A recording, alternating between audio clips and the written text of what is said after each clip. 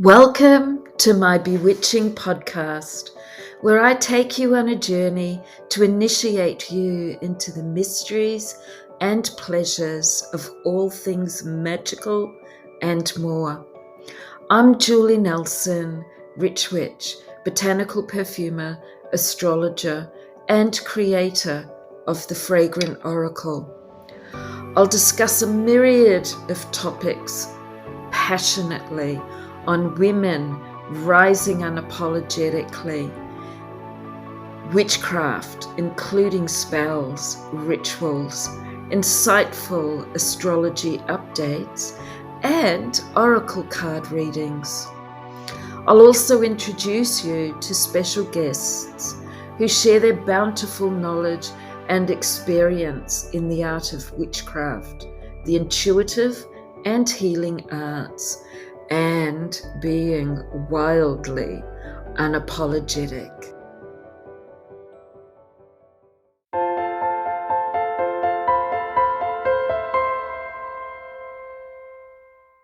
Greetings, podcast listeners. It's wonderful to have you back. And with me today, I've also got the beautiful Tanya Wasylewski. Wasylewski, yes. I always pronounce it wrong. You're not the only one. It's a bit tricky, and it's not really. Tanya and I have had conversations on our podcast before, and I'm really looking forward to doing more astrology talk with her today. So Tanya, like me, has many talents that she brings together in her business. She is an EFT practitioner, which we have worked with on our podcast. She is a fellow astrologer. In fact, we did some study together. Mm-hmm. And she is a counsellor, and you can work with her with all of those talents pulled together, or perhaps one of them at a time. And I myself am the artisan botanical perfumer, aromatherapist, rich witch, and astrologer. And today what we're going to do is we're going to go through the signs, and we are going to keep it in the KISS principle. I was just thinking, keep it simple, sexy. That word. And we're also going to bring my fragrant oracle into it. And this is going to be fun. And of course, our details will be in the show notes. You can comment and ask questions. And Tanya, do you want to start, or do you want me to? You can start with the lovely Aries. Start. So I'm going to go with Aries. Okay. And let's have a play. So Aries is actually my opposite, because I'm a Libra Sun, and I've also got Aries South Node, so I can relate to Aries quite well. Aries rules the first house in the zodiacal wheel, and the first house represents ourselves, how people perceive us, how we show up in the world. It is ruled by the planet Mars, and it is a fire element, and Aries is a fiery sign. So what I'm going to do is give you perhaps 3 key points or words that represent Aries. And I always have to share this because it always cracks me up. There's a saying for Aries: do as I say, not as I do, and do it now. I love that saying. I love it too. It's just so good. So I always have to share that. And excuse me, then what I'll do is pull a card. We're going to intuitively pull a card for each star sign, and then I'll tell you a little bit about that card and how you can use it. So this is going to be fun and interesting to see what comes up. Yeah. And excuse me, I can't help but cough when I talk a lot. All right. So with Aries, the three keywords that really come out for me is fiery, motivation / action, and passion. Good. I mean, I'll add to those as well. And also too, it's a cardinal sign, which Yes. means it initiates things. So it's almost like the fire starter. So Yes. it's like it has this ability to just go forth and do things as Yeah. well, just to get the fire started. And it's almost like the Fool in tarot, where you're heading off on this journey and you're just going off and you're not quite sure where it will take you, but you just have to do the thing. Yeah. Yeah. And I feel like, yeah, headstrong can be a bit of an Aries trait as well. Oh, absolutely. They love Yeah. to be in charge. They love to be the boss. Yeah. You And know? just, yeah, initiating and breaking new ground as well. Yeah. Good one. Mm.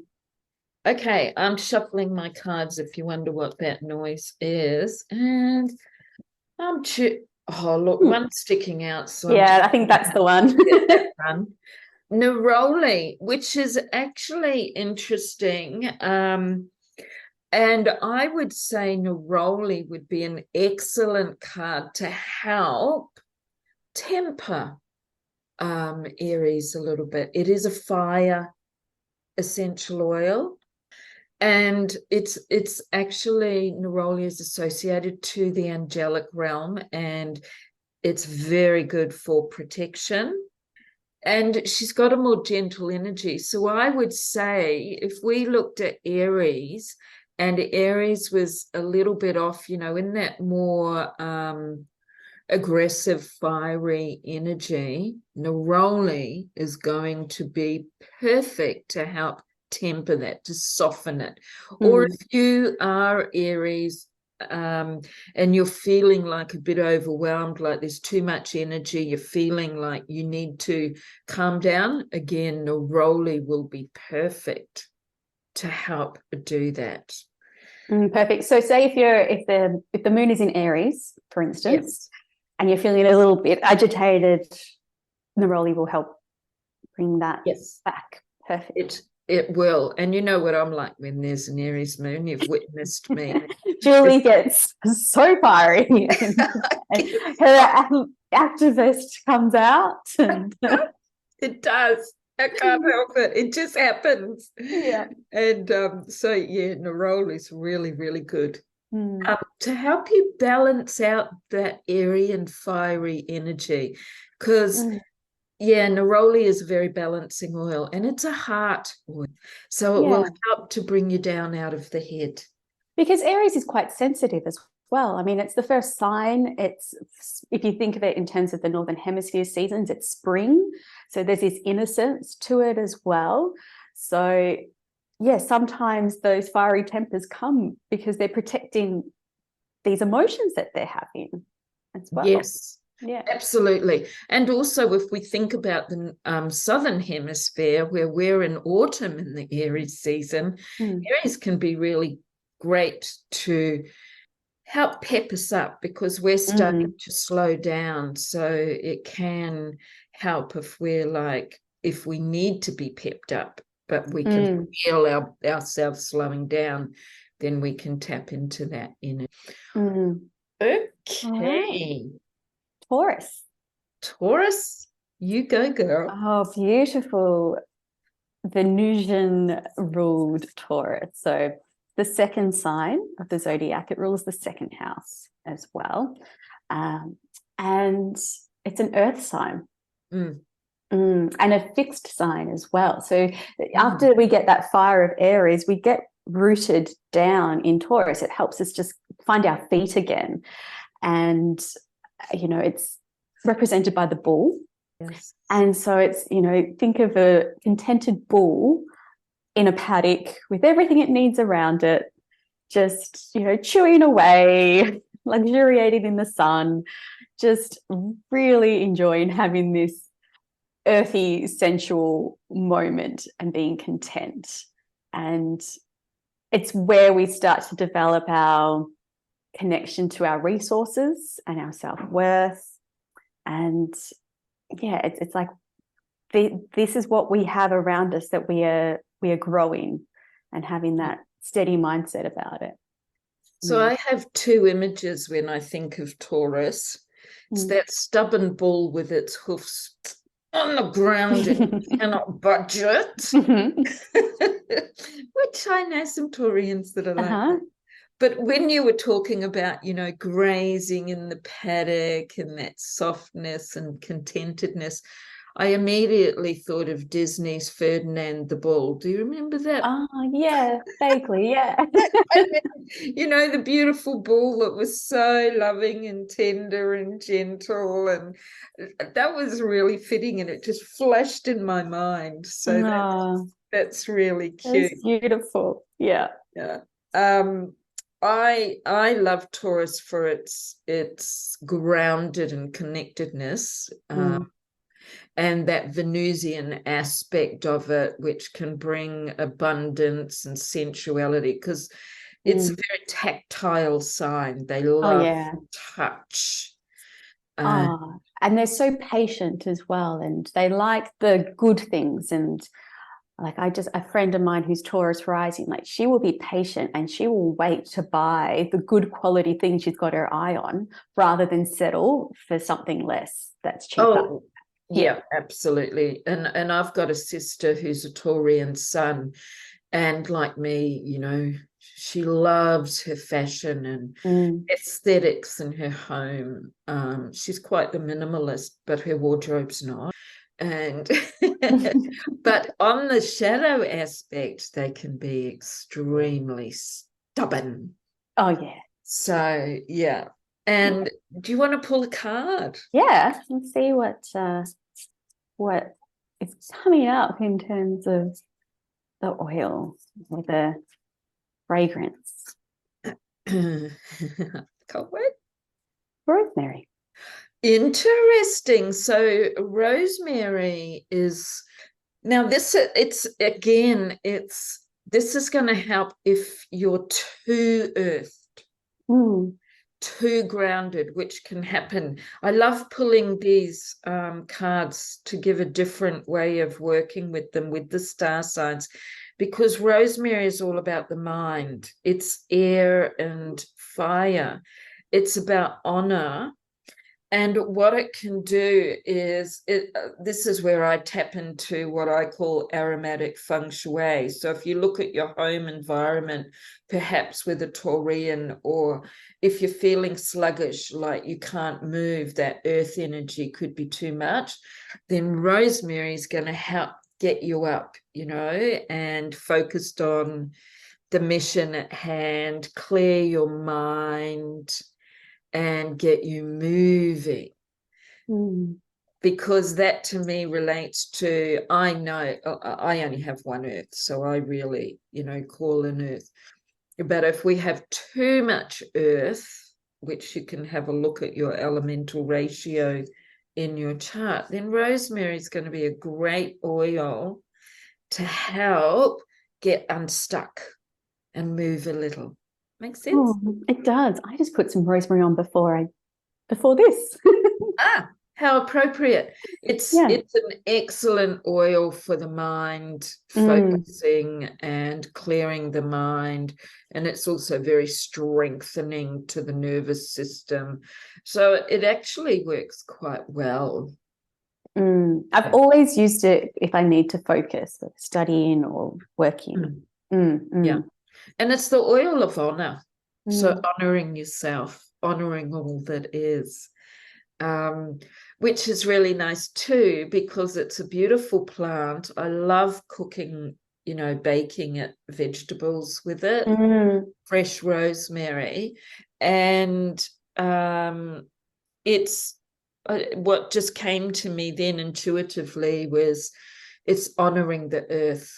And Taurus is earth, so you can use it to honor the earthly aspects without being stuck in it. Beautiful. Excuse my cough. Gemini. I've always struggled a little bit with Gemini, although I'm handling it so much better, because I think it was because once upon a time I shared a space with two double Geminis. And Oh, yes. it used to trigger me, and we were all air signs because I'm Libran, but they were forever changing them.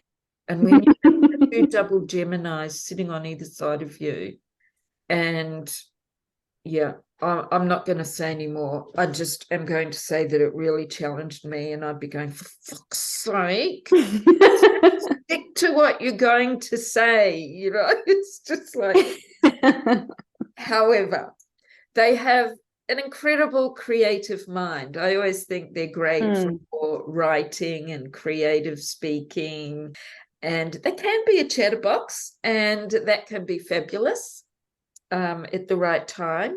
I think they can make good speakers if they're grounded enough, because they are creative thinkers, and they're communicators. Mind. Yeah, they are. They are the communicator, aren't they? Ruled by Mercury. They're an air sign. And I do think sometimes they need to ground, though, and that's what I was saying about my friends. And I also lived with a Gemini. Well, he wasn't. He was a Taurian, but in his relationship was Gemini in his 7th house. And I tell you, do I need to say anything? He was so changeable, and sometimes I didn't know what was going to happen. We'd make a plan. I'd get up the next morning and he'd changed his mind and we were going to do something else. So, anyway, but there's the mutability of the sign, isn't it? Yes, absolutely. The chopping and changing and the adapting. Adaptable is a very good word, because yes, we need to be able to be adaptable like that. It can come in very, very handy. And but if you think about it coming after Taurus, where you're stuck and you're fixed, that Gemini energy can just help bring some fresh air and to help, get those hooves out of the earth and move around a little bit, and activate the mind, because that earth can be sluggish, a sluggish energy for some, depending on how much you've got. So absolutely. And that's what I love when you go around the zodiacal wheel. They all support each other. They build and they support and they grow, and yeah, and even vice versa, coming out of that earth energy can help to ground Gemini. So let's have a look at a card for Gemini. I just right at this moment keep having a little fairy just flitting around, flying everywhere, darting all over the place, because one of the things about Gemini is they love to gather information. Yeah, they're the journalists, aren't they? Yes, absolutely. And the saying for them is Jack of all trades, master of none. And there's nothing wrong with that.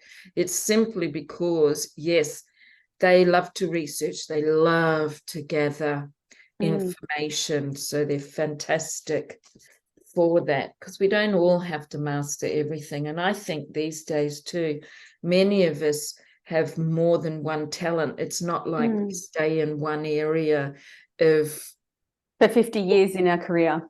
Ugh, yeah, I can't even imagine that. Sorry, folks that might be doing that, but it's not for me. Definitely not for me. Okay, card. That is, you know what? Who stuck together? The twins? Who stuck together? Neroli came up again, which is interesting, because she's going to help bring some balance into the Gemini, and kind of like being that angelic energy, she will float around very peacefully. And then we've got Bergamo, which is a fire sign, but it's that gentle fire. Bergamo is going to bring the fun into the Gemini energy, but perhaps a little bit more focused, because when I say Sagittarius, because Bergamo is ruled by Sagittarius, and so it's fun-loving, forever young at heart, very appropriate for Gemini for that support. Neroli is going to help balance the two. And this actually is quite, bergamot is a spontaneous oil, however, being associated to Sagittarius, not that I want to flip too far ahead, but, you know, they point their arrow and aim. So bergamot can also help Gemini in the direction that they want to go. I should tell my sister that. She's a Gemini, and she often complains that she wishes she had a little bit more focus. Yeah, absolutely. Tell her to take some bergamot Yeah, and neroli. Yeah, and it'll lighten it up. You Yeah, know, that's what they both do. They lighten the energy up. They both actually represent lightness of being, which is very air, isn't it? It is, but they're both fire oils. Because fire is light, I guess. Fire is light. Fire is so many things. It's the most powerful element. It's about transformation, the death, the life, death, rebirth. Yeah, I always think of it as like, you know, we're stepping from one portal into another. And it is also about change and action, which Gemini can very much do, even though it's a air sign. But they all go beautifully together. It's about creating balance. Absolutely. Creating balance between them. Ooh, okay, let's do another. Cancer. Yeah. So Cancer is the fourth sign. It rules the fourth house. It's ruled by the moon. Connected to the moon are, you know, our emotional self and our feelings and what we need to nurture ourselves. And it's that water element of feeling, and it's that sense of home and what makes you feel like home. So you do get this very nurturing quality, but it can also be quite a traditional sign and quite a protective sign as well. You know, it's like protecting your home, your hearth. It's, you know, you can be quite fierce. It's the mama bear energy. Yeah, absolutely. Hell, Yeah. no fury like a mother's scorn. Yeah. So, and if you think about Cancer being represented by the crab, like the crab carries its home with it, and it retreats into its shell when it, you know, feels a little threatened, but it's very sensitive because it's got that soft fleshiness that it needs to protect. So you know, Cancer's got a reputation for being overly emotional, but they're just very sensitive. And water signs, they do pick up on the currents of emotions that are out there. So it's almost like they are the ones that are feeling it. And you know, people who do have strong water in their charts need to learn how to, you know, work out what's theirs and what's other people's emotions. Yeah. Oh, yes, I know. I have a Cancer moon. Oh, yes. The Pisces rising, and I have 5 Libra in Scorpio. Yeah. That all trine and create a grand. So I get it. Feel other people's feelings, especially with all of that water together. The mother archetype, although I have been hearing some other astrologers saying it's the father archetype. Traditionally, it is the mother archetype. The moon is the feminine for us. However, in some cultures, the moon does represent the masculine. So for me, it's also about representing the true feminine essence. And we are very... I have to be careful here. I was going to say we feel and sense differently to the male species, which I think that is true. That's not an insult. It's not saying that men don't feel and sense. It's just a different... We are very different species. A different makeup. Yeah. Hormonally, we're different. Absolutely. Well. But it's also that reflection as well, because water, if you look at a body of water, it has a reflection on it of the trees, or you if you're looking in a puddle, or the river, or whatever it is. Yes. And it's almost like you reflect back to others as well, their inner state, if you have a lot of water in your chart. Yes. Yeah, and sometimes they can, because you're so empathic and they feel that you get them, there can be this sense of people coming to you when they've got problems that they want to discuss, or issues and things like that. So again, it's not taking on the burdens of others, and being able to set some boundaries, which can be difficult with water signs because water flows. I so hear you, because, as you know, I'm in my 60s, and it's only been in recent years that I've been able to, and still sometimes I'm not sure, are they my feelings or somebody else's?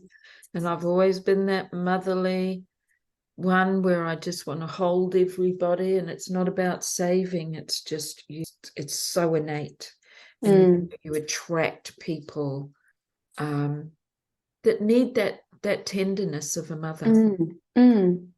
So we do have to be discerning. It's a beautiful trait. It is, yes. But like any of the signs, we want to find balance all of the time. And that doesn't always work. Sometimes we're like the pendulum, and we're swinging, and then we find the balance, and then something might knock us out of balance. So pull it. Well, geranium. Oh, talking about balance. She's holding the scales and everything. She's ruled by Libra and Venus. So that's quite interesting. So the geranium essential oils, key word is balance. So she is also very much about the feminine and abundance and sensuality. And so this is an air oil. They have, like us, they have all of the elements, but can be predominant in one or two. So it is keeping the balance. She's going to really help you keep the balance with your emotions and feelings, and not taking on too much of everybody else's, so that you can love yourself up, nourish and nurture yourself. Some people also associate geranium to earth, and earth and water can go well together as well. Because water nourishes earth. It helps fill up the cracks that might form when it gets too dry, and softens it. Yeah. I always think of these amazing show caves that I went to last year in Western Australia, and you're just underneath them, and you just see how over the years the water has lapped away at the stone and just shifted it, like over thousands and millions of years, to create different caverns. And you can see where watermarks were during different floods and things like that. So water can create change on earth. It can influence earth. It's incredible. I love that, how the water can shape the stones and rocks that are in the cliff faces around the ocean. So we've just done 4 star signs, and what we're going to do is break this into 3 parts, so that you can have a cup of tea, and they will run consecutively, or perhaps run with the actual season of the sign. However it turns out, people, but they will be here. Anyway, so for this moment, we are going to sign off, but we will be back to do the next 4 signs of the zodiacal wheel, which are Leo, Virgo, Libra, and Scorpio. So how exciting. I know, they're really good. So we will see. I mean, all the signs are really good, but Julie and I connect with Libra and Scorpio a lot. Oh yeah, I love it. Such luscious energy. So we will see you soon.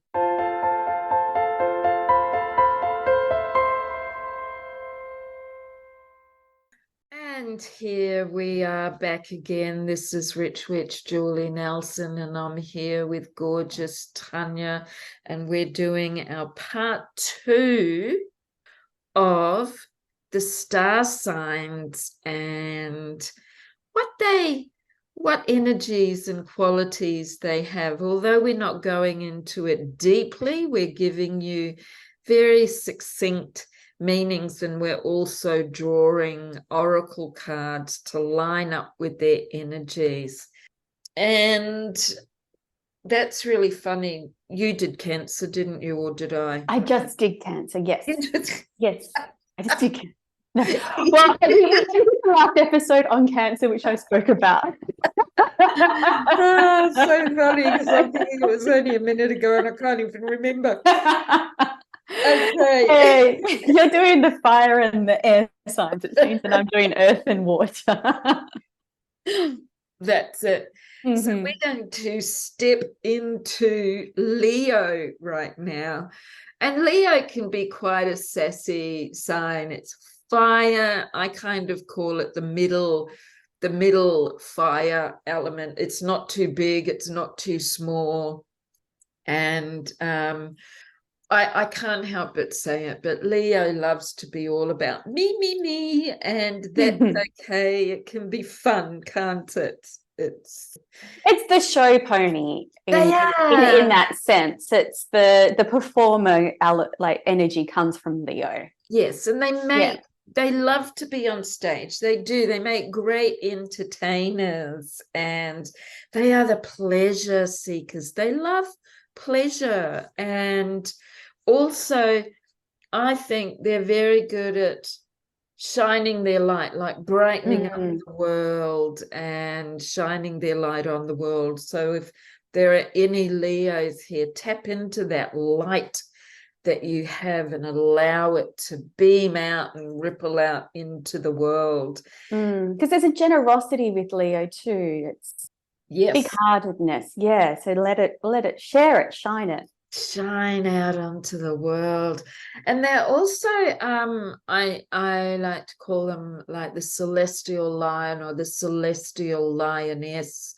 And you know, right now as I'm saying that, I'm just seeing this lion leaping through the night sky with stars all around it. I can't help it, I always get these visions. And it's fun, having fun. And they're very proud. Yes. They are the king or queen of the jungle, and very much don't cross them, perhaps. They might bite your head off. Well, again, it's a fixed sign and it's a fire sign. So there is that stubbornness again, but it's a hot-headed stubbornness that comes through. Yeah, absolutely.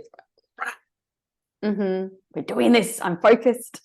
I'd say my dad is a Leo, and you know, one thing that he is good for is making sure a task gets finished.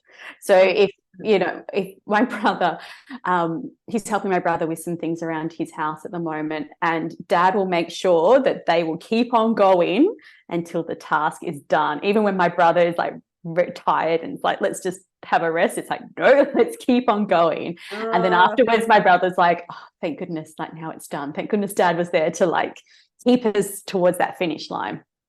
So that's fire. They've got the energy. And what sign is your brother, just out of... He's Aries, actually. Oh, okay. So he must have, I'm sure you would know, he must have something that makes him want to stop and rest, or is it that he just pushes himself too hard so he feels... I'm not sure. I haven't examined his chart all that closely, to be honest. Well, that's fine. I examined my friends' ones, but not my family's. Yeah, but I think it is just maybe that sense of, if you go back to the last episode we did when we spoke about Aries, it's just that thing of like, I'm done now, you know? Yes. I made up my mind, I'm done now. Like I started the thing and now I'm done. Whereas, because it's that cardinal energy, whereas if you talk about the Leo with the fixed, it's that continuous energy, an element. Yeah. I hear you. Oh, this is pretty perfect for Leo energy. I have pulled lemon. So lemon is fire and water, and it actually is a Leo essential oil, as the citrus ones are, but most of them are quite strong fire. Well, grapefruit is so this is all about, so you can't see this card, people, but she's a flapper and she's dancing, and I kind of feel that's very appropriate for Leo, dancing with life, having fun, being the life of the party, standing out. So it's quite appropriate. So in this case, I'm going to say she's here to have fun. So tapping into your Leo energy. And when I say dance, it's just, you know, the saying, just dance with life and have fun, because this is an oil of joy, happiness. And again, you think of the color yellow, brightness, you know, when we think of the sun, and it's happy, we smile. And so with Leo's being a pleasure seeker, it's quite. You also see it as the color of the solar plexus as well, like it that is. energy center. It's where we hold our feelings and emotions. So it's like, open yourself up. Self-expression, yes. Self-expression, beautiful. And that childlike energy, as you were saying, it reminded me of an article I read this morning about how as adults, we don't play imaginative games with our friends the way we used to as kids. Like, it's like we meet up, we have a coffee, we have a dinner, we do whatever. You might have some drinks, have a laugh, have a fun time, but you're not making up games anymore. And so it's tapping into that energy and, you know, hanging out with kids, or maybe going to an improv class or something like that. You just reminded me of something that I used to do with a friend of mine a few years ago, and the last decade. And that was that we would sit and talk to each other on Zoom with manifesting, and we would have conversations as if what we desired, we were living it. So we were role playing. So that's perhaps something too you could do to tap into that essence and play. Yes. You know, with some manifesting energy. Yeah, I like that. So you're going to do Virgo. Yeah, Virgo. Virgo. They get a hard rap sometimes. They do get a hard rap. And your daughter is Virgo, so I know you love Virgo. Of course. She actually helps. She reins me in, because I do need reining in, as Tanya well knows. I get lost in the ocean, right in the depths of the ocean, or up there in the ethers. And my daughter reins me in on many levels. Well, it's an earth sign, so that is that grounding, and which we did speak about, particularly with Taurus in the last episode.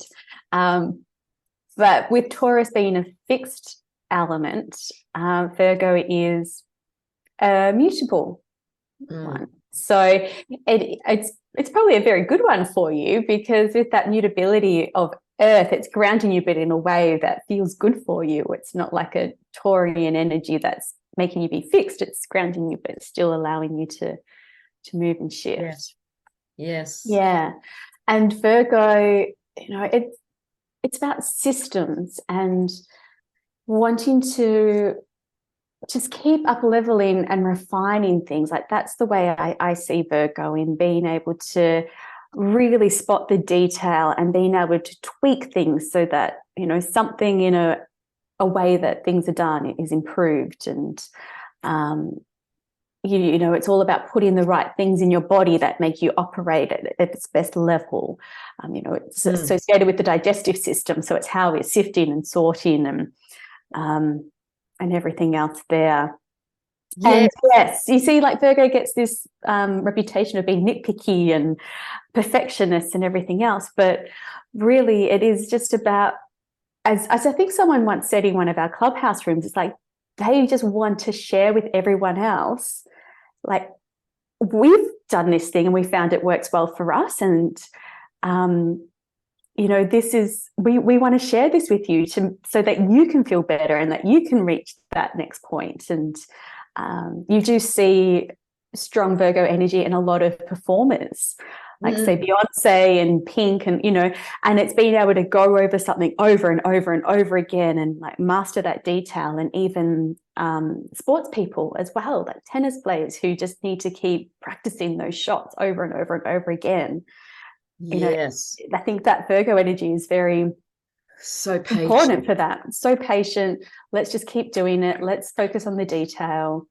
And yeah, let's improve our systems, basically, whatever they may be. Yeah. And I so get that, because I've seen it with my daughter, like when it comes to sorting things out or working things out. Like when she was studying photography or learning something, she just keeps going until she gets it, and she always gets it. Whereas me, I want to throw the fucking computer out the window. And you know, she is my go-to sometimes for things like helping me just to do things, because I get to a point where it's like, I just can't do it. I can't. And it's really funny because she's always telling me that I need to learn to be more discerning. And I am getting better. And it's mainly because I allow people to take advantage of me, because I get a bit soft. That's my Cancer and Pisces, you know. And I'm much better at setting boundaries now and saying no, but I never used to be. And she used to growl at me a lot for, you know, not being discerning enough. And she's quite a minimalist as well, and very organized, whereas I am, but I'm not. And I love that, because her energy and qualities rub off on me. Yes. Yeah. And also that health and well-being aspect. She's incredible, you know, and I because of her situation, so I did bring her up to honor her body and treat it like a temple. But she is amazing at taking care of herself and focusing on well-being, which is really beautiful to see for me as a mum. Love that. What card are you going to pull? Ylang. Oh my God, that's so funny, because Ylang is a scorpionic oil. She's sexy, sassy, bold, unapologetic, right? So that's very appropriate, because sometimes Virgos might be a little bit too quiet. Is that the right word? Sedate? Reserved, good word. And Ylang is going, hey, baby, come on, it's time to let loose, you know. Have some fun, you know, like really put yourself out there. You don't have to hold back. It's like, let go and get your sexy on. So I like that. It's also a very heart-centered, feminine aromatic. So I actually find that quite perfect for Virgo, to help them come out a little bit. They are quite sensual. They just don't have the reputation for it. No, absolutely. And you know, Lilith, bloody Scorpio and Libra and all of that. Yeah, exactly. You know, crammed in between. Yeah. Lilith is a bit like Ylang, unapologetic. Yeah. And if we're talking about just the progression of the signs, you know, we finished the last episode talking about Cancer and that nurturing quality, and we started this off with Leo. So you need that nurturing stability to be able to then come out and express yourself and have that fun. But then Virgo reins it in a little bit and helps you refine your expression or what you're doing in that Leonic phase. Yes, very well said. Very well said. And that's what my daughter does with me. I get the eyeballs rolling all the time, you know, because I'm a little bit out there and outspoken. And sometimes she'll say to me, Mum, shush, And or if we're going somewhere and something's happened and I'm on a mission to, speak to the manager or whatever, she goes, Mum, now just stay calm. This is what you should say. It's like, oh God. I was like, okay, don't worry, I will be calm. Not, but anyway, I do my best. Refining. Okay, Libra. Who better to talk about Libra than me? Because I have 5 Libra, because I bring the asteroids into it as well. And I love being Libra. It's very me, although my Libra all sits in the house of Scorpio. So I'm very Scorpionic as well. So Libra rules the 7th house and is ruled by Venus. Venus not only rules Taurus, but rules Venus up Libra as well. And so Libra being an air sign, this is about a beautiful mind. If you think of the qualities of Venus with that love, beauty, sensuality, prosperity, and abundance, then Libras, and especially being an air sign, they are in their head a lot. They think sensually and sexy, and imagine that combined with Scorpio. It's like my mind. Yeah. But they're also like Libras, the sign of justice, and how true that is. You want, I get on rants about fairness and bringing in balance, and justice is so important. And I've found that, many times I've been called a fence sitter in my life, and I actually see myself sitting on a fence or in the middle, because you can see other people's sides of the story. 100%. Yeah. I'm a Libra rising, so yeah. There you go. Yeah, absolutely. So I live it, yes. live it. And it's like, because you can see everybody's side of the story. And I do struggle sometimes with decisions. I'm really good at major ones. I can make them like that. Yeah. Yeah, it's those little ones, isn't it? Like, what pillow do I want to buy for my cat? That can take weeks, but I can decide I'm going to quit my job and do it in a few days. Yes. Going into a cafe and walking out because you either can't decide or you don't like what's on the menu. But it's, I don't know. I can't decide. Let's try another cafe. And sometimes it's easier to just be like the person with you. You just make the decision. Are we staying? Are we going? Because then I'll find something to eat here.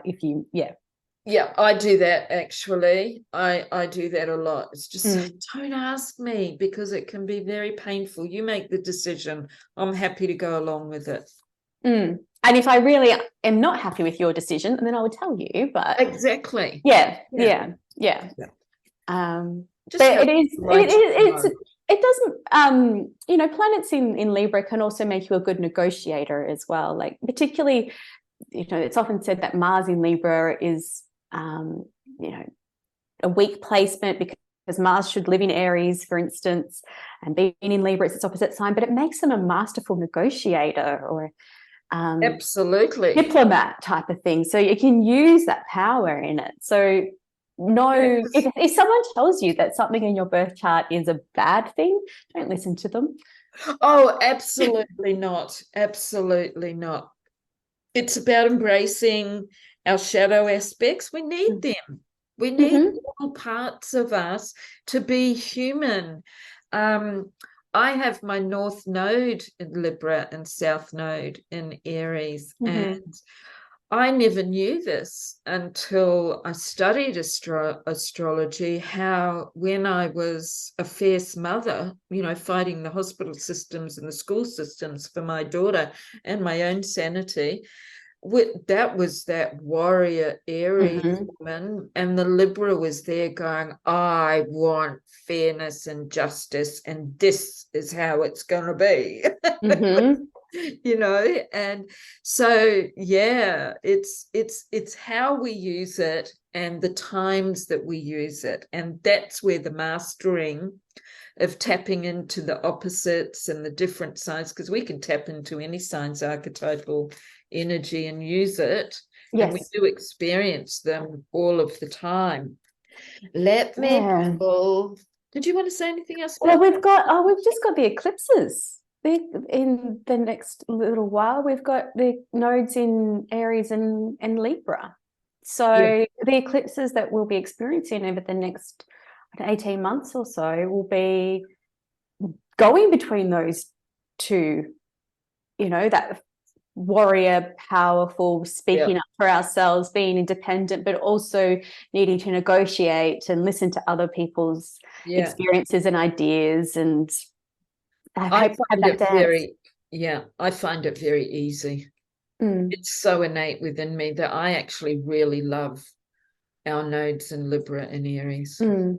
But for people who don't have planets in those signs, they will be experiencing it differently to you and I. Oh, absolutely. Yeah, for sure. We could maybe, I think, perhaps do a podcast on. I think so. Yeah. Oh, blood orange. You know what this is saying to me? Because of course I'm relating it to myself, because I've been talking about myself. This is blood orange, and again a fire sign, and ruled by the sun, and this is the feminine. Orange and mandarin are the feminine aspects of the sun, in my personal opinion, with these aromatics. And so orange is the more mature woman, mandarin is the child and more innocent. So this is kind of saying, I think that in Libras or any air signs, we can get caught up in our head a little bit.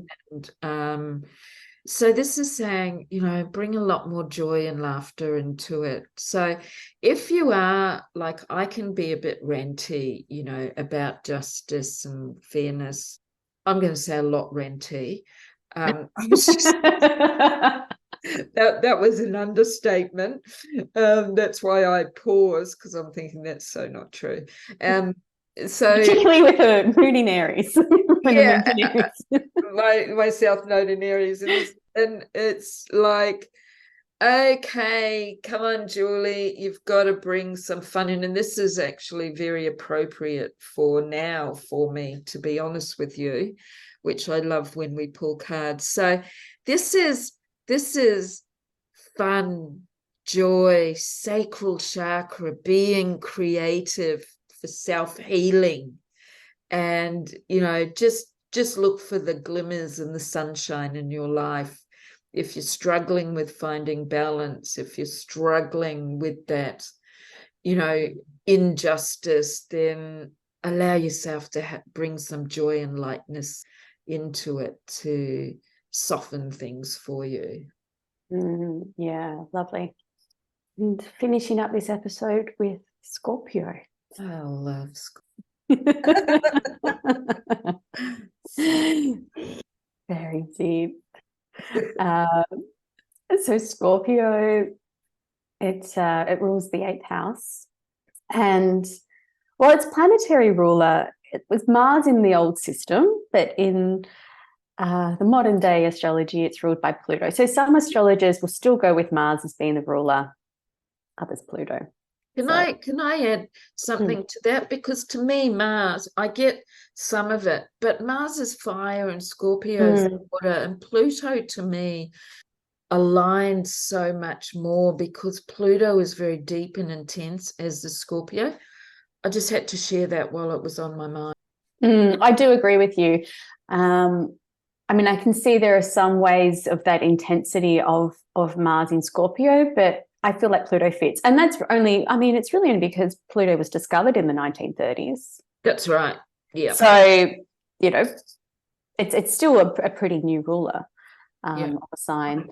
But, yeah, again, it's a water sign, and it is a fixed element. So I always envisage Scorpio as being like those deep, dark depths of the ocean, of like when you go down to where the shipwrecks are, and it's dark and you can't really see in front of you, but then you might be, that light that you might have just suddenly shines on something, and you bring up the treasure from the bottom of the ocean to the surface. And so it's that deep digging into whatever it is, whether it's psychology, which it's connected to, so that psychotherapy. I mean, I know some people who have strong Scorpio who are psychologists, because it is that deep digging.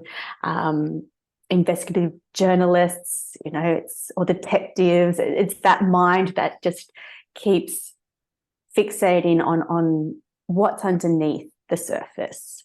And it can be a very deep sign. It can be a very introverted sign, and not very open with expressing its feelings, because again, if we think of the glyph, it's like the scorpion tail.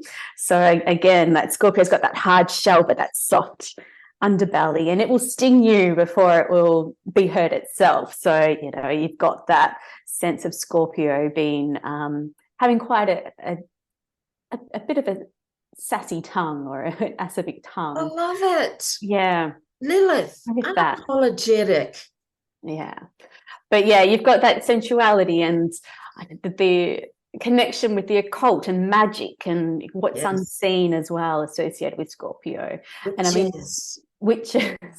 I mean, we are both. So I've got my moon in Scorpio. Julie's got all those planets in the 8th house. So the two of us are just big fans. It's cool. I love it. And you know, it's so Lilith for me, Scorpio, unapologetic.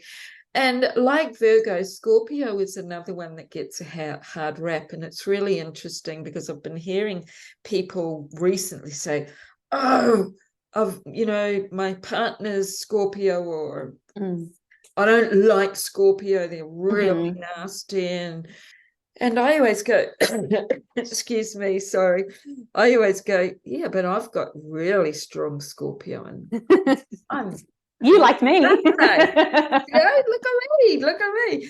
And I just like to take the piss, honestly, and that's very Scorpionic. So, but like every sign, yes, they have their shadow aspect. But when we come from an empowered place with any of our shadow aspects, we are powerful. When we're disempowered, that's when we can be not so nice and not so liked. And we all have the potential to have that. And Tanya's often heard me say this. I know, like with my Scorpionic energy, there's a couple of things. Sometimes we delve. So I know for me that I ask people questions sometimes, or I dig a little bit deeper, and not because I'm being nosy, which I've been told you're a bit nosy. And I go, no, it actually helps me to process and understand what they're talking about on a level that maybe they're meaning. But it's really interesting because I feel before I can process it sometimes. So it's really for myself to be able to discern, and process it. And the other thing is, when I know I am stuck there, I often just see myself climbing. It's like a well with big sandstone, smooth, you know, walls, like big rock sandstones, but it's all smooth. And I'm literally climbing from the dark up into the light. And I always think it's like I'm coming out of that disempowered Lilith into Venus. And that's just something, and it's not that I created that, it just happened for me.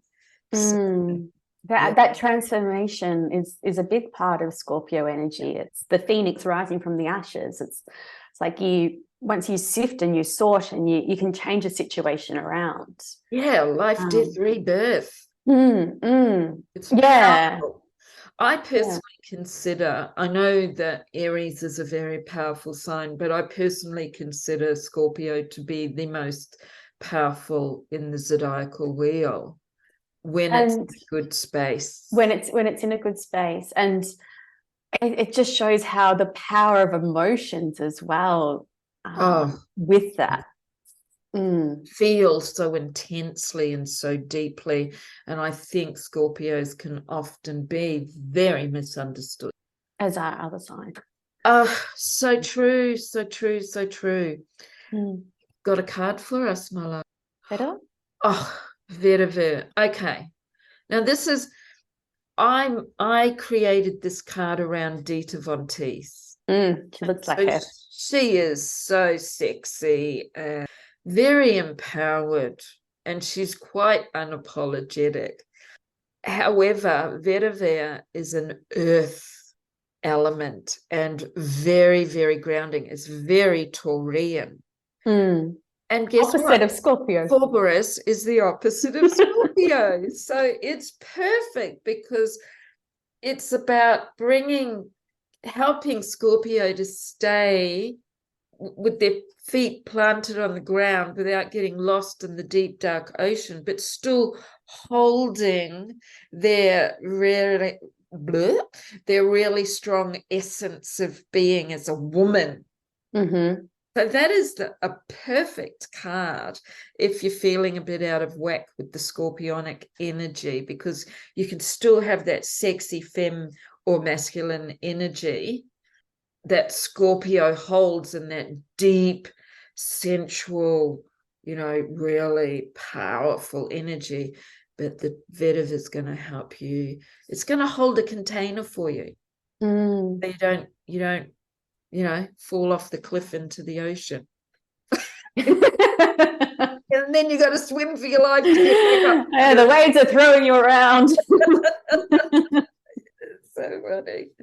Oh my God, that was so good. That was so good. So what's happening is we're going to complete this part 2, and we will join you soon to finish the zodiacal wheel with part 3, where we'll be doing Capricorn, Aquarius, of Sagittarius. Yeah, sorry, Sag, I nearly missed you out. Sag, Cappy, Aquarius, and Pisces.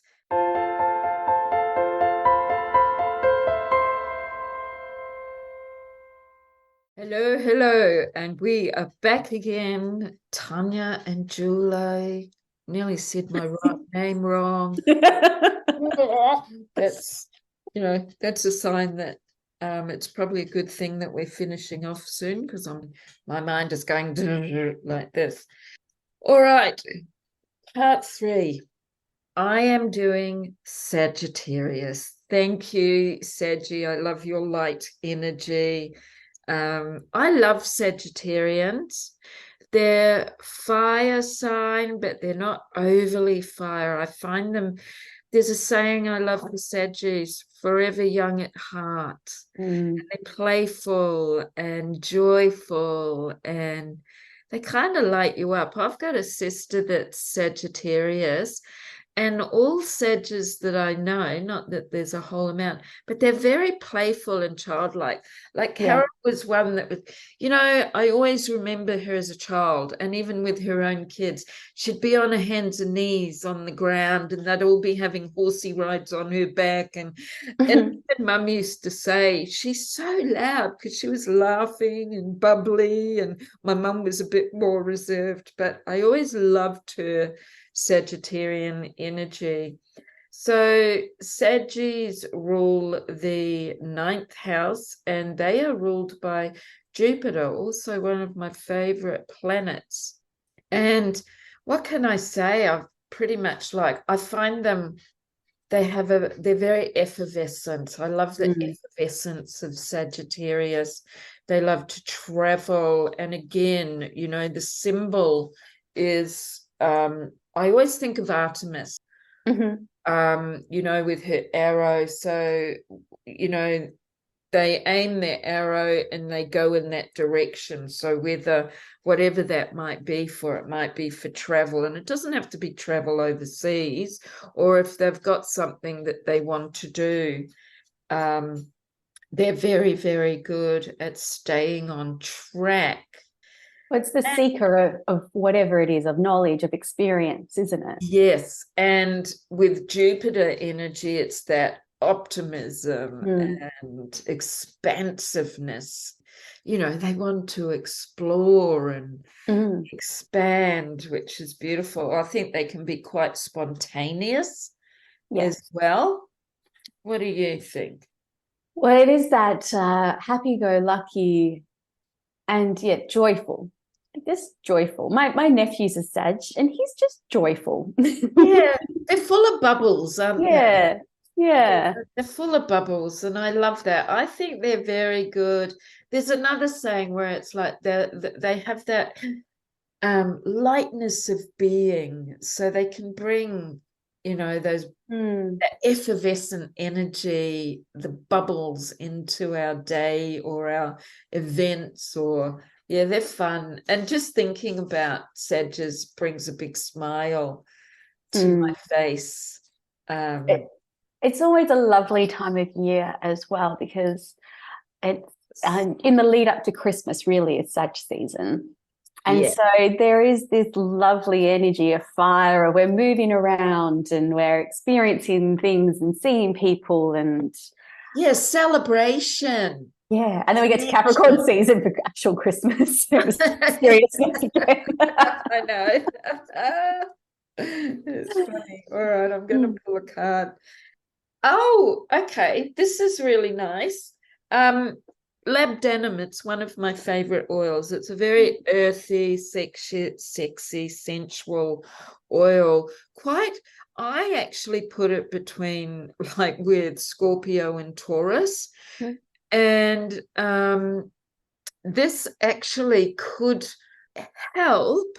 It would bring a little bit of that mature aspect with Sag. So it's like, hang on, we've got to be an adult. We've got to be a little bit more, stepping into our power more as a sexy woman rather than in that childlike essence. And that's what she's saying to me.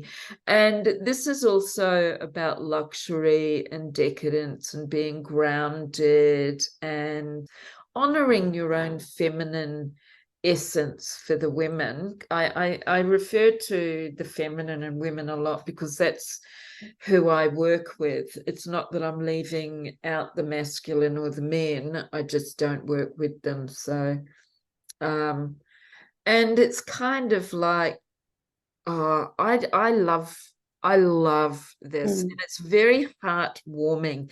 It's very emotionally warming. So for me, that really fits really well with Sagittarian, because they are beautiful, heartwarming people. They're very good at, giving that loving warmth to other people's essence of being. And Labdanum is actually holding the container again with that earth element. So yeah, and she's kind of like, I'm in charge here.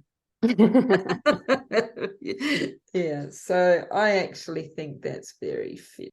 Yeah, so I think that could work well for Sag, bringing in that, a little bit of earth, not too much, because there is a bit of fire in Labdanum with that real warmth, and it's a reddy brown, so in the color of the actual aromatic. And Labdanum, actually, it's the rock rose. So it's quite strong and strengthening. The rock rose, it grows on a rock, for goodness sake, in quite arid land. So it's quite hardy in that sense. Hardy, that's the word. I couldn't think of the word. And I think Sages can be like that because they are adaptable and they're light. They've got that lightness about. Well, they see the best in things. Don't they? Yeah. Yes. So I think that's lovely. I'm going to hand it over to you now. For Capricorn. Yeah. I said to Tanya, I kept forgetting that, we were doing Sag. I don't know why. Anyway, I said, and all I could think of was Capricorn. And I'm saying, do you want to do Capricorn because you're a good Cappy? And, because it's an earth sign, I do struggle with it a bit. But there's some real magic in Capricorn that I love. So I'll share that if Tanya does. Well, after Sag is out there and being fancy free and exploring the world and doing all the things, we have Capricorn, an earth sign to ground it. Yeah, get focused. Get focused. And I mean, if you've been following along, you'll know that they do follow a pattern. You start with fire and then earth grounds and then air sort of brings in some freshness and then water has the emotion and they all work together. So Capricorn is here to, I see it as legacy. It's related to the 10th house, which, is career and how you're seen in the world. But I always see it as a greater thing of what is your legacy? And it can be your family, it can be the projects you put out in the world. It's what you're building and creating, and being represented by the near goat, so like the mermaid crossed with the goat. Yes, I like that. You've got this like ability to be magical and swim in the ocean, but then also go on land and master the terrain. And climb those things and find those rock roses from Saggy, Yeah, and, they're very mission driven. Once they get something, they're very mission driven, aren't they, Cappy? I see that. Yeah. Be friends. Yes, there is that goal oriented is pretty much it, and it's like set the goal, work towards the goal. What's the next goal? And I know personally from being a Cap Sun, goals, boom, can do them. But then I got to a point in life where I'm like, do I really want to do these goals, or am I just picking them because I think I should be doing them? So it's also about being discerning and choosing what you're putting your energy into. As well, I would say it's like make sure that it is your legacy that you are going towards rather than what someone else wants for you. Absolutely. Yeah, absolutely. Would you be an Aquarius progress chart now? I don't know where what degree your Cappy is, because I'm in Sag and I know I'm so much more. Is that it's like 17 degrees of Cap, and I'm 40 years old now. So, yeah. Oh God, don't ask me. Don't do the maths in your head. I hate maths. I haven't looked at my progress chart for a while. Yeah, I definitely know that I've moved to a Sag rising. I think I'm definitely there. Yeah, I think that you're either close to the. Oh no, you'll still be in Aquarius. Yeah. Yeah. Which I love Aquarius energy. Sorry, I went off beat then. But on a tangent for the next one. But yeah, it's definitely, it's the sign that Capricorn is ruled by Saturn. So again, you've got that discipline and that focus. So if you do need to bring some of that into your life, tap into the energy of Capricorn. Yeah. Saturn can create boundaries. I like that. And create rules. Yes. Yeah. Because people often put the negative into Saturn, it's restricting and I bought into that before I understood astrology, before I'd started studying astrology, and it's like, you've got Saturn on your midheaven, 10th house, business is always going to be a struggle for you. That's what I was told. Yeah. And I believed it. Whereas it's like, for me, the way I look at it is Saturn brings us many opportunities. It's our teacher. There's lessons, yes, but we're here to, I think lessons can be looked at as steps of opportunities, and absolutely it's a much nicer way to look at Saturn. I don't know why. I hear a lot of astrologers say, talk about it as being always restriction. So I want to bust that myth. Well, yes, it's definitely, it's got a bad rap. One of those things. You and I are all about changing the reputation of, we are, aren't we? Signs and planets that get a bad rap. Because if you think about it, so, Jupiter rules Sag, and that's that windfall. That's you winning Tats Lotto, which is an amazing thing to do. Like, who wouldn't want to win Tats Lotto? It'd be great. I wouldn't say no. But then with Saturn and Capricorn, it is working and creating that for yourself. And that is satisfying to know, oh, look what I've done. Yeah, absolutely. Yeah. And when you put in the work, Saturn rewards you, and then maybe you do get that windfall as well. Like but you have to put in the steps and do the things. For instance, I'm just looking at your cards, Julie, and all the work and effort that you put into these to create them.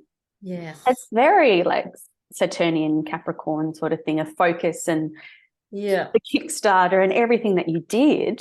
Thank you. That's tapping into that energy. So I just love what I do. I receive so much pleasure in my business and working with the people, and that's all my Venusian essence in their cards. They're sexy, they're sensual, they're Baroque, they're 1920s. So thank you. And it was a lot of work. I put my heart and soul into. You really did, yeah. And they're gorgeous. Thank you. That's so nice. So I will put the link to them in the show notes for everybody to buy some. And get your hands on some. This is the card for Capricorn, lime. So you know what? This is really good too, lime. And lime is very zesty and life force. And again, that sun energy. And I feel that it's good for Cappies because they can be in that serious, like on goal orientated. So, lime's just prancing in there going, lighten up a little bit, have some fun, again, dance with life. And that green color is very appropriate for the mermaid energy because with Cappy, I always bring the mermaid energy into it, the shapeshifter, and she is the seductress. And then there's 7 types of seductress archetypes. So I think lime is a great oil for Cappies to dance with. And again, that effervescence, but she's a little bit different to Lemon. I think she's I can't think of the word that I want to pull up.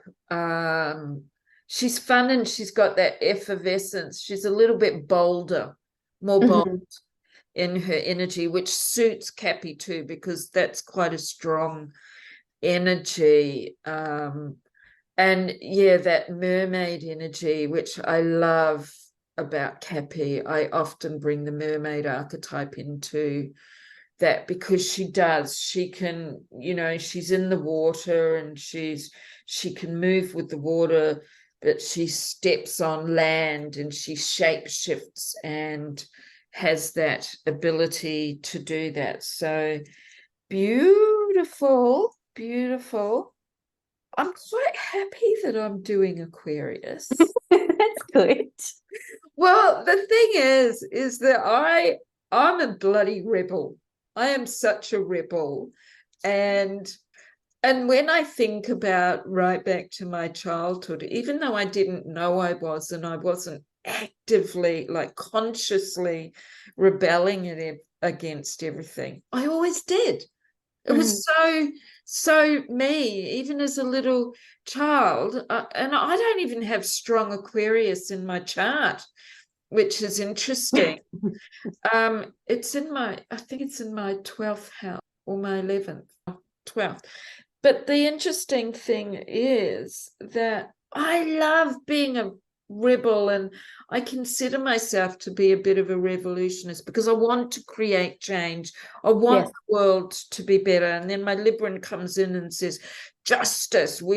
Because this is a very unjust world. And, you know, I think of, and I did live through those times, you know, where, you know, the 60s, and I was old enough, you know, in the early 70s, where it was, you know, the revolutionists, the hippies, the activists, and Aquarius being the forward thinker, and they're concerned about what's going on in the world, which, you know, and they're of that higher mind, Uranus, you know, with the high mind. So I got a bit carried away then. So it's 11th house, and the house of community and friends, and it's air element, and ruled by Uranus. So, and fixed as well. It's the fixed sign as well. It is. So it's that focus. Yeah, really focused. I love Aquarian energy, and of course we're going to be stepping fully into some very powerful various energy that we can have a really juicy podcast on soon, when Pluto finally moves fully into Aquarius for 20 odd years. They're like, can you imagine Pluto, the planet of life, death, rebirth, and Aquarius, the game changer. It's a renaissance. It really is. That's what we're going to go through. Yeah. I'm so excited, and the energy has been hanging around for a bit, but man, not that I want to wish time away, but God, I can't wait till April, May next year for that.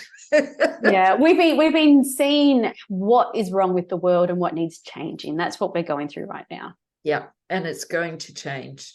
Some people will notice, some won't, or they won't notice like we do. But yeah, so Aquarius is powerful to me. I do. I love it. I just see it too as the forward thinker, or the mad scientist who's working away on something that the world hasn't seen before. And you know, I've got my Mercury, Venus, and Mars all in Aquarius, and I'm always searching for the new thing. Or I can, like astrology. I started studying astrology, and then suddenly astrology had this big thing. And I did the same thing with life coaching. I did my life coaching course before people really knew what that was, and now life coaching's everywhere, and it's like picking those trends. Or, you know, your Aquarian friend will always know the new place to eat, or the new band, or whatever it is. And picking up on those trends, and that real early adopter energy as well. That's so my daughter, because she's got Virgo sun, Aquarius rising, and a Libra moon. Okay. And I think it's a beautiful trio. And she is like quite the forward thinker. And she has that great, she's very much about justice, and she has great compassion. And she can stay very grounded. Yeah, with the Virgo. Yeah, with the Virgo, which is a beautiful combination. And I learned you do, yeah. And it's very egalitarian, Aquarius. It's it is. I love it. It's what's good for humanity. Absolutely. And it's why, like, all these people who were born with, you know, strong Aquarian placements, you know, or being born now, like when they become adults, like all the ones that will be born when they have their Pluto in Aquarius, like, whoo, imagine what they're going to do. Oh, yeah. It's exciting. And I'm just thinking then, sorry, going back to Virgo, I do have some Virgo in me, because I've got, I'm Pluto Virgo. Okay, yeah. That was a big time in the world too, when Pluto was in Virgo. That really changed. Yeah. And I like to be a change. So the oil that I have pulled from my deck for this now, and I love this card because she's a little bit different. Hello. And she is pettigrain, and pettigrain is derived from the leaves and the twigs of the bitter orange tree. So I always think of her as being earth and air, and she actually is a bit of a tree lady, a sexy tree lady.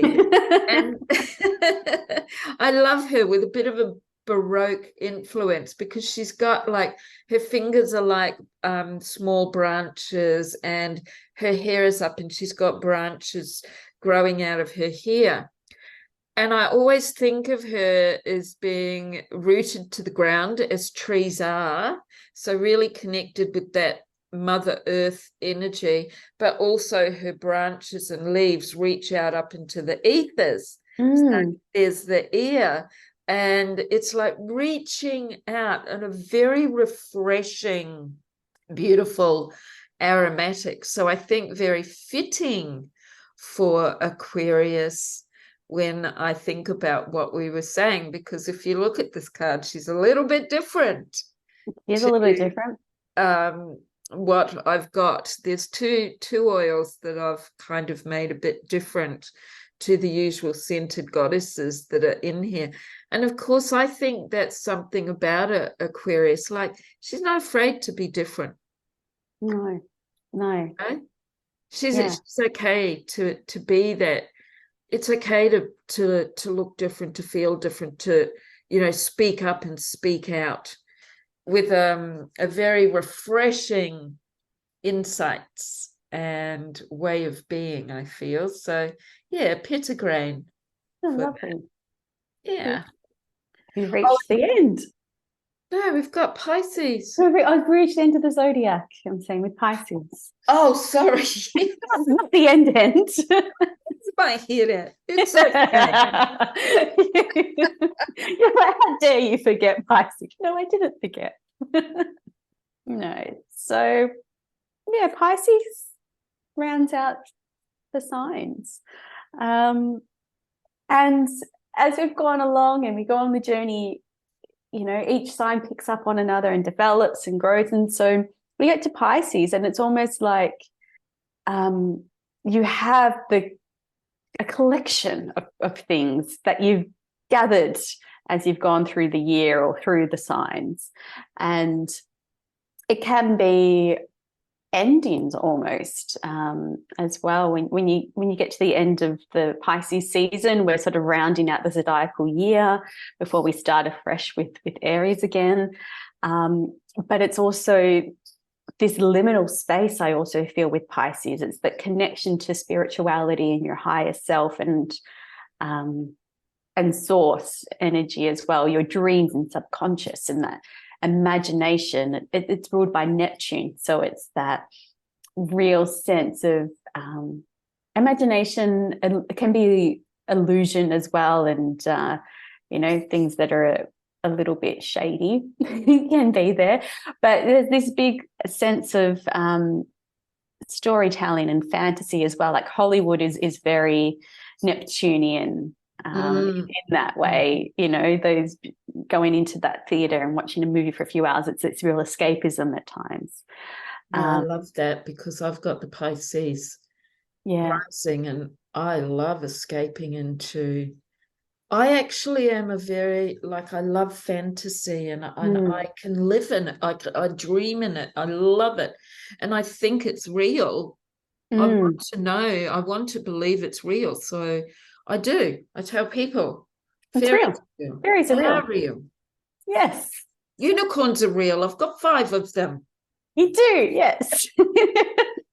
So yeah, it is that sense of connection, and I guess that real heart-centeredness for humanity as well with Pisces. It's like you just want to flow and have everything and everyone be good and safe and perfect as well. Like you know, Aquarius wants to change the world as the revolutionist, but Pisces also wants to bring people together. Yeah. As well. Yeah. It's that next step. It's that we're coming out of the air sign of Aquarius into that heart-centered water emotional sign of it is in that sense. Yeah. And they're very compassionate. And I think of them as like the creative dreamer, you know, and why, you know, it's great to get lost in our dreams. It is. Yes. You know, because we can manifest, and I'm talking about like dreaming big, get creative with the dreams that you desire to manifest in this world, and you dream it in with that Neptunian and this energy. I love that. And they're so compassionate. They are, yeah. It's that water again. Yeah. And the mutability as well, being able to go through the streams. Yes, and so sometimes that Pisces energy just has to be a little bit careful, because sometimes they may not know which stream to swim down. And so they might to and fro a little bit, like, what do I do? What do I do? Because it's fish swimming in two different directions is the glyph. Is the glyph, the symbol for it. So I'm interested to see what card you pull for this beautiful sign. Lavender. Now, interesting. It's an air sign, but lavender is very much about nurturing and caring. And they're also very, very good at putting out the fire, which I think Pisces can do quite well, you know, because of that compassion and understanding. So lavender is a really nice oil or aromatic for Pisces, because she's also, lavender has a bit of that matriarchal energy that can hold Pisces as well. So, you know, if Pisces is in that, you know, a bit too much watery flow, then lavender is going to just hold her there. Lavender is very much balancing on all levels as well, and it is actually the nurturer, the healer. Very much healing and distinguishing the fire. So where there's inflamed situations, anger, frustration, even anxiety and stress, lavender's good with that. So I think that lavender can very much hold that Piscean energy that can get a bit lost in that, which is really nice. So very much that airy, aerial, ether, higher vibration oil, but it has some earth to it. If you look at the plant itself, you know, the spires with the lavender flowers shooting up to the ethers, but then that beautiful bush and the leaves and stems that, you know, also connect to earth. I did a workshop a few years ago where we worked with the plant energy of lavender. It was beautiful, but it was also said during that, I think it was Queen Victoria or Queen Elizabeth I, one of them, used to drink lavender tea every day because it helps to clear the mind and headaches. It's very good for headaches, but it also opens up that subconscious as well. And it's a third eye oil. Yeah, absolutely. Yeah, which matches with Pisces. Yeah, it does. Yes, the psychic and abilities and the intuitiveness. It's very, very strong with Pisces. Yeah, I don't use lavender so much in perfumery, but I love it as a clinical oil. It's fabulous, and for most people it's very safe to use, and it's very calming and strengthening to the nervous system. So what I did one day, I had a bit of a love-hate relationship with it for a very long time, And my favorite lavender is in essential oils is the alpine lavender, because it's got a higher vibration. And anyway, this is when I first came to live in Australia. I had a little garden flat, and it had this beautiful raised flower bed and this big bush of lavender. Excuse me. And I went and stuck my head in it. I just loved it. I just couldn't stop smelling it. And I ended up with really severe hay fever. Oh. So I was like, honestly, I obviously overdid it.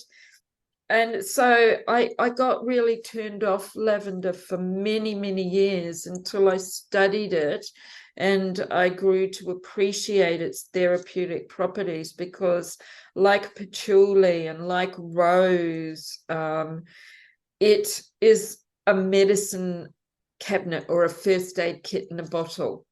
Yes. So it's a phenomenal oil. Yeah, and very, very much about healing. So that was fantastic, That was Tanya. fun. And I'm sure, I have no doubt that our listeners will have perhaps laughed along with us, or at me, maybe. I don't know. And yeah, again, our details will be in the show notes. So if you'd like a reading with either of us, if you want to get the fragrant oil, and do go and have a look or a listen, I should say, to our podcast where we did some EFT that Tanya took us through. I loved that. It was really great. And we will be back. Yeah, it was. Yeah, we did EFT for abundance, didn't we? And we did. yeah, We did. It was fabulous. And Tanya and I have spent a lot of time sharing our knowledge and experiences with aromatherapy, and we will be back. We're going to do more detail about each season of the zodiacal wheel, so the star signs and planets again. And also we've got to come back and look more at eclipses and Pluto going into Aquarius and retrogrades, and bust the myths of retrogrades. Yes. Yeah, absolutely. So in the meantime, we're going to complete this part 3. It's always such a pleasure to dance through the stars with you, Tanya. I love it. We have fun. Yeah, we do. We do. Are there any last words you would like to share, a tip or anything? Well, we've shared our interpretation of the signs in these episodes, but feel into it for yourself. Like, what does it mean for you? And I know one way when I was studying astrology that I really got into it was through music, because, for instance, Virgo was a sign I didn't quite get, but then I would listen to a song and be like, okay, that's a bit Virgo. And so I made playlists for a while and shared them and full moons. Just relating to how that music fit or sat with that particular sign, and that can be a good way to just feel into it and sense it. Foods that you eat as well are related to different elements and signs, smells and whatever. But yeah, just really sit with it and what it means to you. Colors. Yes. When I first studied astrology 27 years ago, our teacher used to put music on, and not have to, but we danced. And when I say dance, like, she'd get us to close our eyes and feel into the music, and we did it with the star signs and the elements, and it was such a fantastic experience. Yeah, because astrology it's quite Aquarian. It's very much in the head, quite analytical at times, but it's like bring it into the body. Yes. Into your own experience, and what does it mean to you, and how do you express that side of yourself? Because we are all made up of each sign. We are, and we experience each sign through our life, whether it's in our strong in our chart or not, by the planets moving into the different signs, and the moon's constantly going around to them, going around the wheel. So yeah. Oh, okay.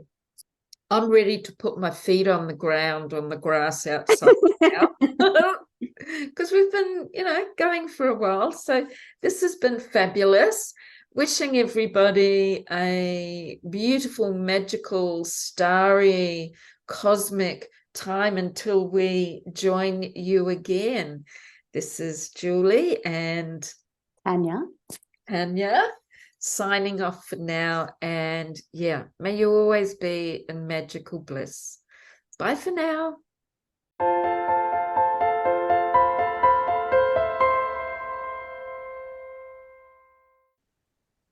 Thank you for joining us on the enchanting journey through the realms of magic, mystique, and self-discovery. I hope you enjoyed our time together on the Rich Witch podcast, where we delve into the depths of witchcraft, astrology, and the unapologetic rise of women. Please subscribe, rate, and leave a review. And as we wrap up, I encourage you to carry the wisdom and magic we've shared into your own life. Embrace the power within you and revel in the beauty of your own unique journey. Stay tuned for more magic, and in the meantime, stay curious and know your magic is a gift to the world. Blessed be, beautiful ones, and remember, the magic is always within you. This is Julie Nelson, signing off.